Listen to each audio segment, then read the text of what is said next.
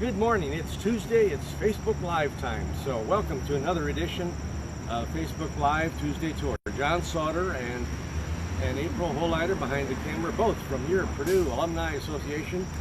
And we're glad to be talking to you this morning. Tuesday, it's the third week of classes, right after Labor Day. Looks to be a good hot week here on campus. Eastern Michigan is coming in this weekend. And so it's just a great time to be a Boilermaker, be on campus with a lot going on. Today we're going to talk about Cary Quadrangle. And I can tell you, this is our disclaimer up front. This might be a little long. We've got a lot of history to pack in here today. As well as we go through and then into one of our halls, we may lose connections momentarily. So just kind of hang with us in there. But I think you'll find this session actually pretty special. So we're located in front of Cary Quad, right on Stadium Avenue, actually the redone Stadium Avenue. So you can see the ornamental light fixtures. There's actually a walking path as well as a bike path. Very, very attractive what they've done with Stadium Avenue to make it more usable friendly for the pedestrians as well as the bikers itself. All while they've maintained the look of Cary Quad with a nice flower arrangement here, and with Spitzer Court. They've actually moved the Spitzer Court columns behind it. Back up a little bit.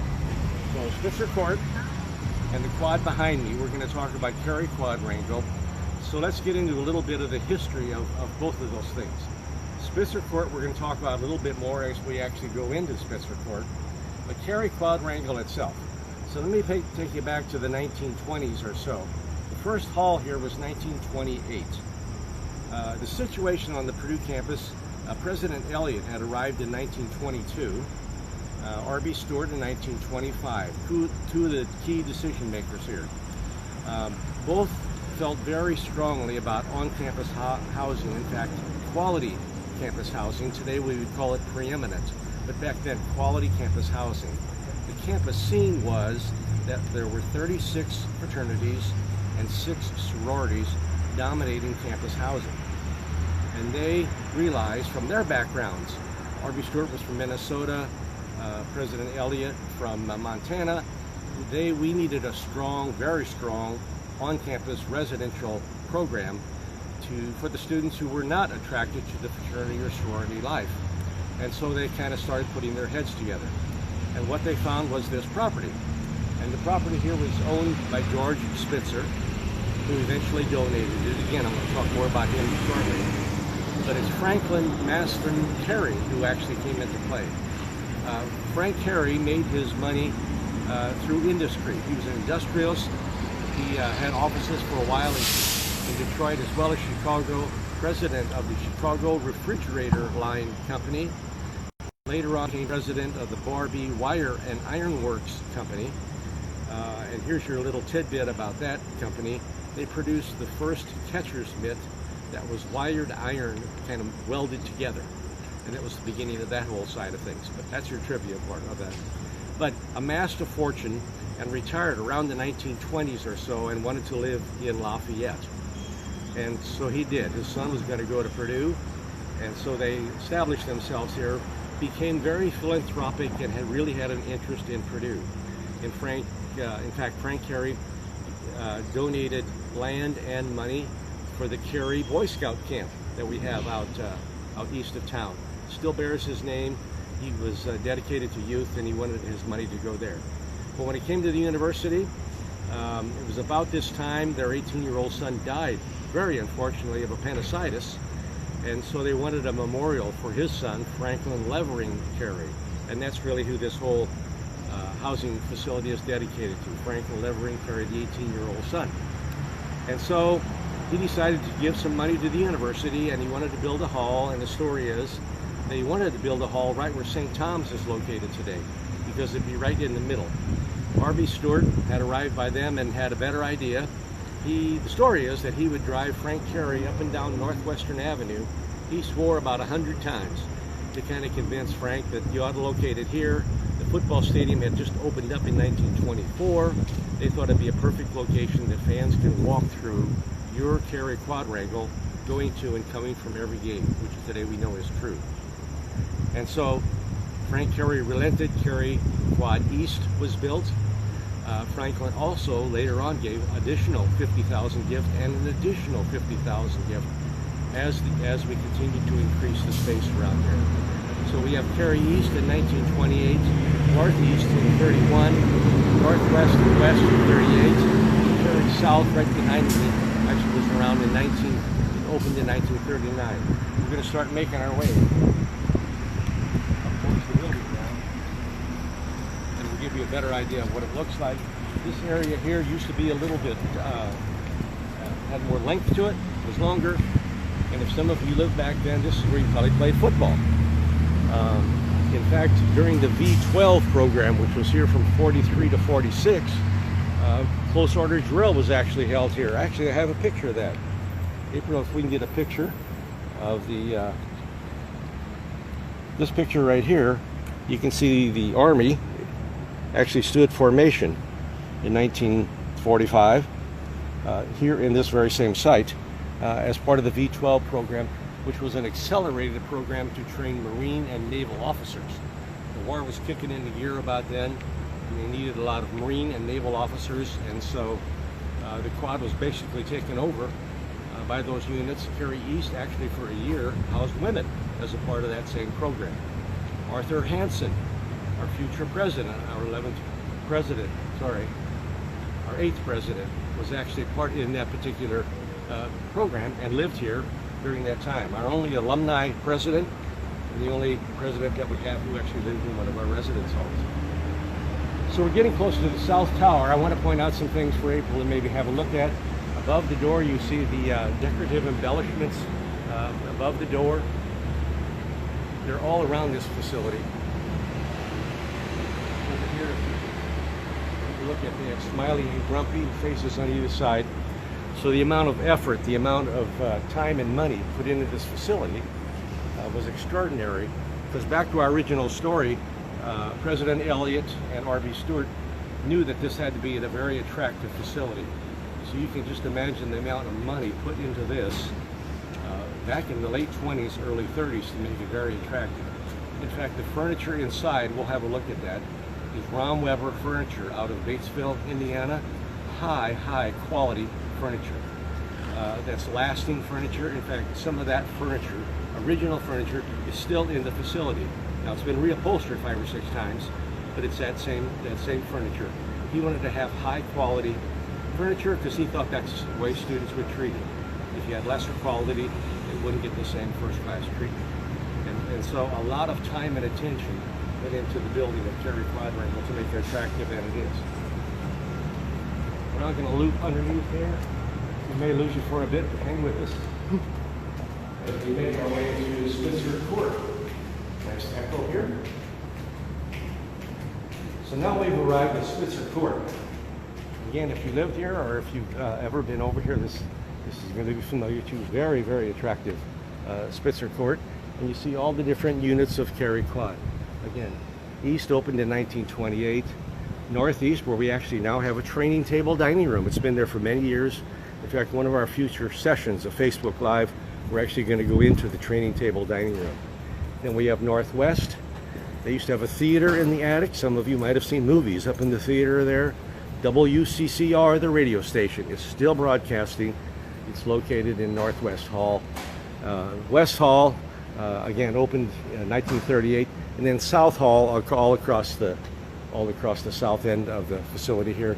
And again, the embellishments above the doorway, just making this a most attractive residence hall. Nothing like that today in any of our residence halls, but I think that's one of the reasons maybe the students like it here so much. Used to house around 1,500 men, now it's 1,200 men, except for that 1 year where we had women living in East Hall.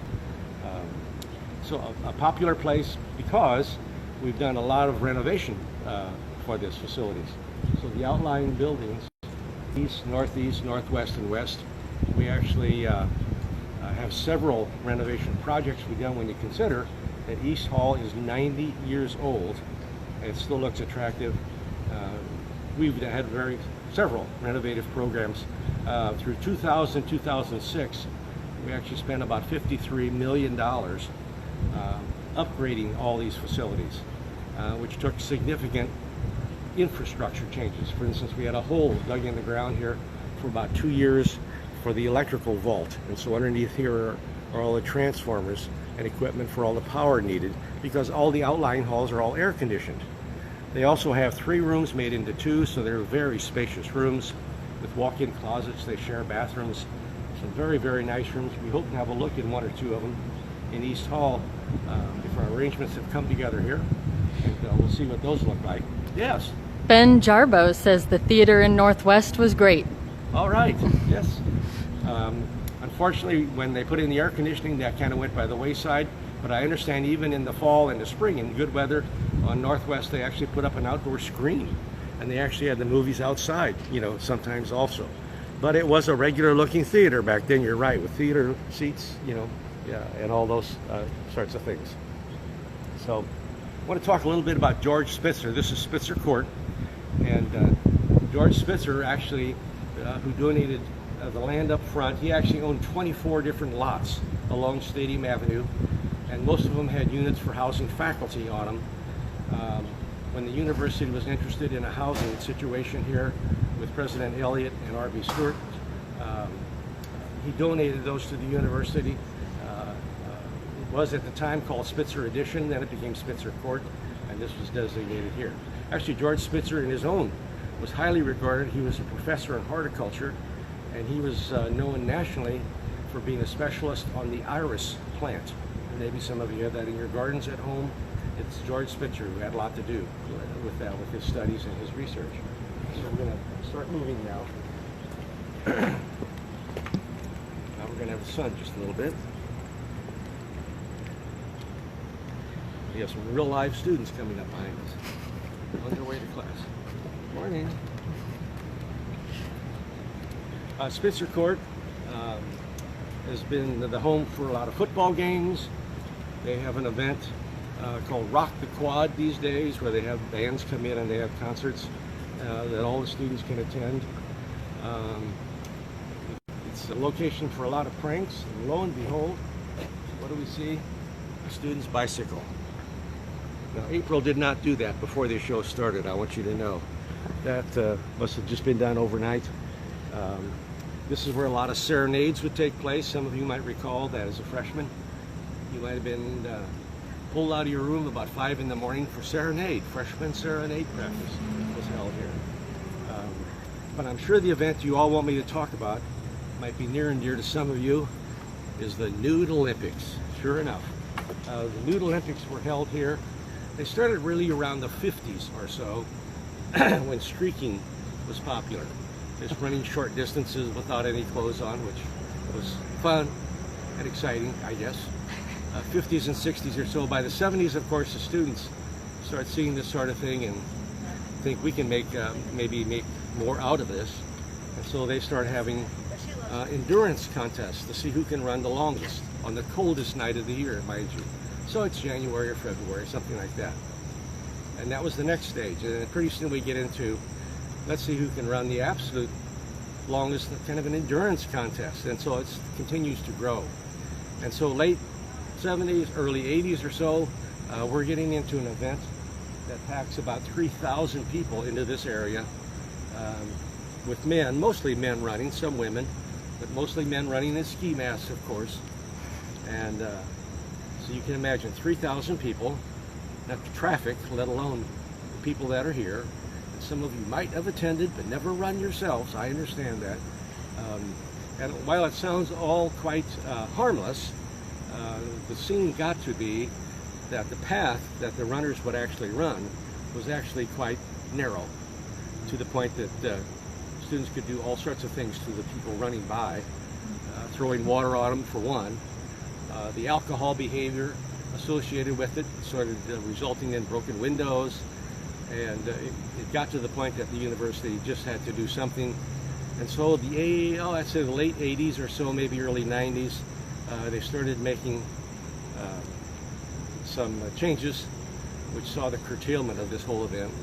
And by, I think, around January, February of '96, that might be when the last race was held. So a lot of people thought it was fun, and I'm sure it was. For us in the administration, it wasn't quite so much fun. But it's one of the many traditions within the quad. Let me talk about another one that has a lot of positive value, and that has to do with Cary was large enough that it could actually create and maintain student traditions.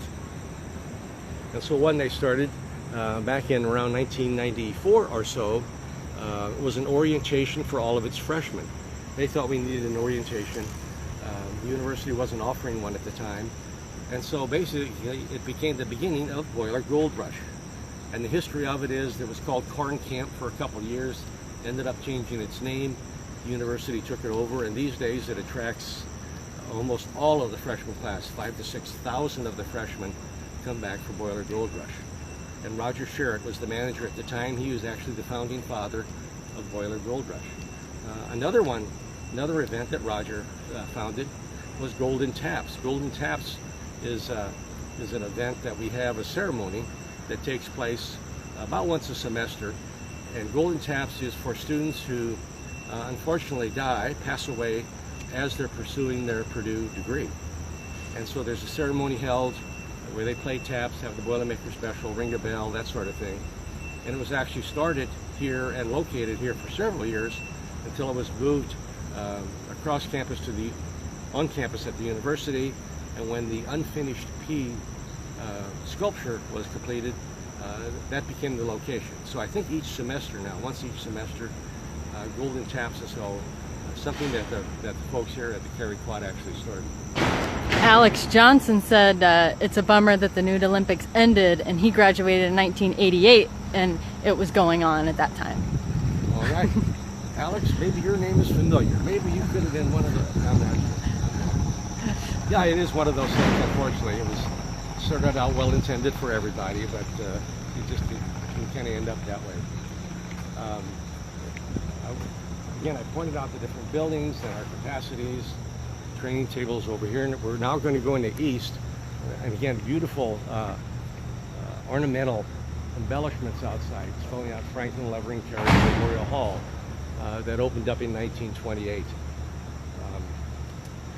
We're gonna go into the hall. We're supposed to have a room ready for us to view, and we're not so sure about that. And we may lose you here as we go through and have to reconnect on the internet. So kind of bear with us.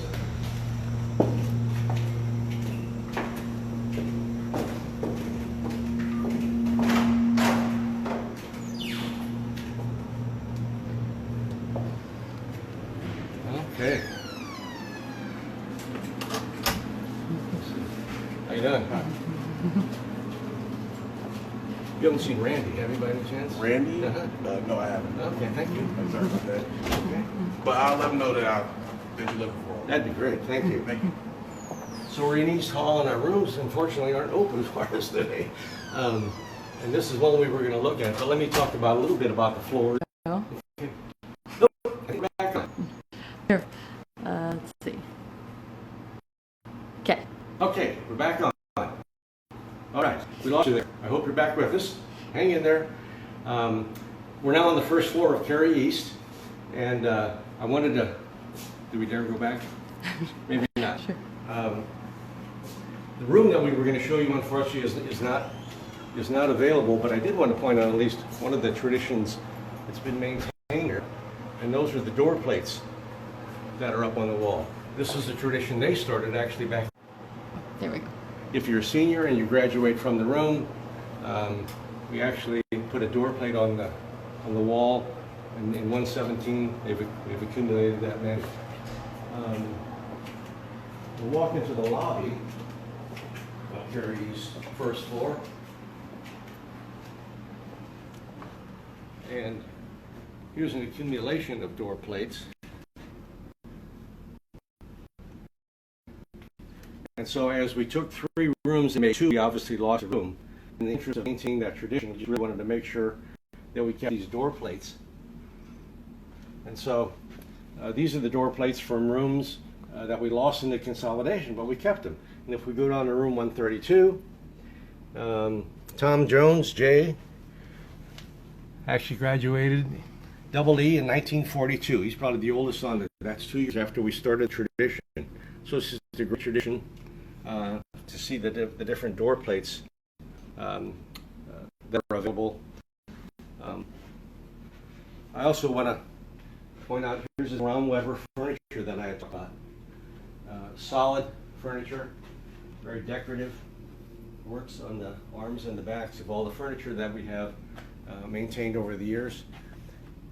In the room, it's been upgraded several times, and now it's air conditioned. But the fireplace, for example, still works, and so a lot of positive things there. Let me close by talking a little bit about some of the managers that were here during Cary Quad's existence on campus. Some of you might have gotten to know some of these people. The first two are historical. Others, particularly if you were involved with the club and that sort of thing, you know some of these folks. So Lloyd Valley was the very first hall manager here. Harvey Stewart wanted him here, good management skills. In fact, he was so good that he took him from here and actually made him the director of the Union Building at the time, get that facility up and going.